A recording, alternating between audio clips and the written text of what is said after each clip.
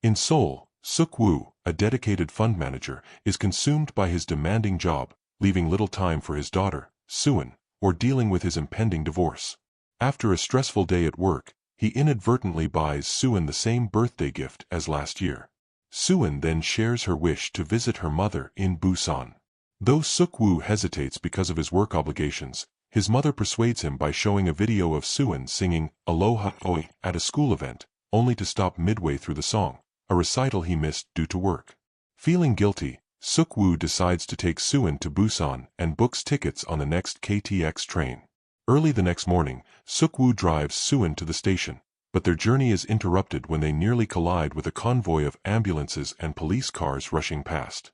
As Suk-woo wonders what could be happening, Suin reaches out the car window and catches an ember in her hand, drawing his attention to a distant building engulfed in flames. Suk-woo comments on the strange situation but continues driving to the station. Once there, they board the train, where they encounter a variety of passengers. The tough, working-class husband Sang-hwa and his pregnant wife Song Kyung, a high school baseball team, the wealthy yet self-centered CEO Yeon-suk, elderly sisters In-gil and Jong-gil, and a homeless man who seems to have some knowledge of the impending danger. As the train prepares to leave the station, a spasming young woman limps aboard, hiding a massive bite wound on her leg. Outside, the station manager signals the KTX to depart, but just as the train pulls away, he notices a group of people at the top of the stairs, screaming in terror at something just out of sight. Inside the train, young Suin watches from her seat as the manager is suddenly ambushed by a crazed, rabid human. She's the only one who sees it. Disturbed and frightened, Suin quietly gets up to find a bathroom. Meanwhile, in one of the lower-numbered cars, a train attendant stumbles upon the injured woman. Believing she's just sick or unconscious, the attendant attempts to help, but it's too late. The woman convulses, then suddenly turns, lunging at the attendant's throat. Now bitten and bleeding, the attendant stumbles into the next car, filled with members of a high school baseball team, before she collapses. Within seconds, both women are fully transformed and begin attacking everyone around them. Chaos erupts as the infection spreads rapidly, transforming nearly the entire team into a bloodthirsty horde. Only 4 students manage to escape: the soft-spoken Yong-guk, his crush Jin-hee, and 2 unnamed teammates. The infected swarm the train, tearing through every car in their path as they head toward the upper compartments. Meanwhile, unaware of the unfolding nightmare, Suin quietly makes her way toward the lower cars in search of a bathroom. Back in his seat, Suk-woo wakes up and instantly realizes something is wrong. Suin is gone. Just then, he receives a call from a coworker, warning him that violent riots have broken out across the country. No further explanation. No time to process. Suddenly, a wave of screaming passengers rushes through his car, fleeing from something behind them. Panic spreads. Realizing Suin could be caught in the chaos, Suk-woo bolts in the opposite direction, and finds her, frozen in fear, standing just feet away from a rapidly approaching horde. He grabs her just in time, and the two sprint for their lives as the zombies close in. Suk-woo barely manages to reach their compartment and barricades the door, but not before nearly locking out 2 other passengers, Sang-hwa and his pregnant wife, Song Kyung. They all work together to hold the door shut as the undead slam against it, snarling and clawing. But then they make a chilling discovery. The zombies aren't trying to open the door. They don't understand how. They only attack when they see humans. Thinking quickly, Song Kyung pours water over the compartment window and pastes newspapers against it. The result is instant. The pounding stops. Hidden from sight, the survivors hold their breath in silence, the monsters outside, now eerily still. The conductor's voice crackles over the intercom, offering a sliver of hope. The train won't continue to Busan just yet. Instead, it will stop at Daegu Station, where the military has reportedly been dispatched to secure the area. But not everyone is reassured. Yeon-suk, ever calculating, calls his corporate contacts to get the real story. Listening closely, Suk-woo pieces together the truth. All passengers arriving at Daegu are being rounded up and quarantined, no exceptions. Unwilling to risk Suin's safety, Suk-woo makes a discreet call to a coworker, persuading him to arrange a separate pickup at the east exit, away from the main crowd and military eyes. When the train finally arrives at Daegu, It's eerily still, not a soldier in sight. Suk-woo leads Suin off the train and toward the east exit, sticking to his escape plan.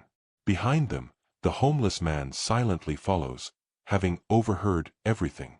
They descend into a quiet, dim hallway, when suddenly, in the distance, a soldier. Relief washes over Suk-woo. He tells Suin to wait and runs ahead, calling out for help. But as he gets closer, his relief shatters. The soldier is badly wounded, barely able to speak. He pleads for help, just as a horde of infected soldiers burst around the corner behind him. In an instant, they descend upon him, tearing him apart in a frenzy. The hallway becomes a death trap, and Suk-woo realizes there's no help coming. Meanwhile, the rest of the survivors take the main exit, descending an escalator that leads them to what looks like salvation, a line of uniformed soldiers waiting at the bottom. But something's off. As they draw closer, the truth becomes horrifyingly clear. The soldiers are already infected. Chaos erupts. The undead charge the group, ripping into the crowd as survivors frantically push and claw their way back up the escalator, trying to outrun the massacre behind them. Back inside the station, Suk-woo faces down another wave of zombies. He turns to Suin and shouts for her to run. She bolts away, barely evading the chaos, until she collides with Song Kyung and Sang-hwa, who are also sprinting back to the train. Song Kyung grabs Suin and makes a break for the platform. Sang-hwa stays behind to fight, joined by Suk-woo, Yong-guk, and the remaining 2 baseball players. Together, they hold off the infected long enough to slam shut the exit door, but they're not safe yet. As they race for the train, Yong-guk's 2 friends fall behind, and in seconds, they're overrun and torn apart on the platform. Elsewhere, Jin-hee, Yeon-suk, and a small group manage to board one of the train cars. Song Kyung and Suin are close behind when suddenly, the glass walkway above the train shatters. Zombies come crashing down like a wave of death. One of them lands directly between elderly sisters In-gil and Jong-gil, violently separating them. Jong-gil is yanked aboard the train by Jin-hee and the others. But from inside the car, she can only watch as her sister, along with Song Kyung and Suin, are forced to flee in the opposite direction, with no way back. Song Kyung, Suin, In-gil, and the homeless man find brief refuge inside a cramped train bathroom, barricading themselves in one of the zombie-infested lower compartments. Elsewhere, Yong-guk, Suk-woo, and Sang-hwa manage to reach a safer section of the train. But when Sang-hwa calls Song Kyung, the truth hits hard. She's trapped in the bathroom with the others, surrounded by the undead. Without hesitation, Sang-hwa, Suk-woo, and Yong-guk set out to rescue them, pushing through the darkened, blood-smeared train cars. In doing so, they make a vital discovery. The zombies can't see in darkness and only respond to sound. Using this to their advantage, they distract the horde with ringing phones and timed noise, inching their way through. With grit and timing, they reach the bathroom, freeing Song Kyung, Suin, In-gil, and the homeless man. Together, the survivors rush toward the first compartment, where Yeon-suk, Jin-hee, Jong-gil, and the manager are holed up. Yong-guk texts Jin-hee, letting her know they've made it. She beams with relief and tells the others, but instead of welcoming them, the passengers react with panic. Afraid of contamination, they lock the door to their compartment, cutting the group off. Now trapped between the zombies and a barricaded door, Yong-guk slams against the lock, desperate to break through. Behind them, the undead close in. Suk-woo and Sang-hwa struggle to hold the horde back, but time is running out. Realizing the inevitable, Sang-hwa turns to Suk-woo and tells him to protect Song Kyung. His face tightens. This is goodbye. Suk-woo, fighting back tears, lets go of the door and pulls Song Kyung and Suin toward the front, leaving his friend behind. As the zombies overwhelm him, Sang-hwa roars one final message to his wife, the name he had chosen for their unborn son, just before he's consumed. The barricaded door finally gives way, and the survivors burst into the compartment, barely escaping the horde. A second door inside offers a brief respite. They slam it shut just in time. But not all make it. In-gil, too slow to keep up, is grabbed and torn apart by the zombies. Her screams echo behind the sealed door. Suk-woo's grief turns to fury. He storms up to Yeon-suk and punches him hard, demanding to know why he locked the door and doomed his friend and In-gil. But Yeon-suk doesn't answer. Instead, he lies. With venom in his voice, Yeon-suk accuses Suk-woo and his group of being infected. His fear-mongering works. The passengers who once begged for rescue now turn cold, rallying behind Yeon-suk. In a gut-wrenching betrayal, Suk-woo, Jin-hee, Yong-guk, Song Kyung, Suin, and the homeless man are forced out of the compartment and into the narrow hallway leading to the conductor's car. As a final insult, the others tie the door shut behind them with neckties and shirts, sealing them out, just like they had sealed them in moments ago.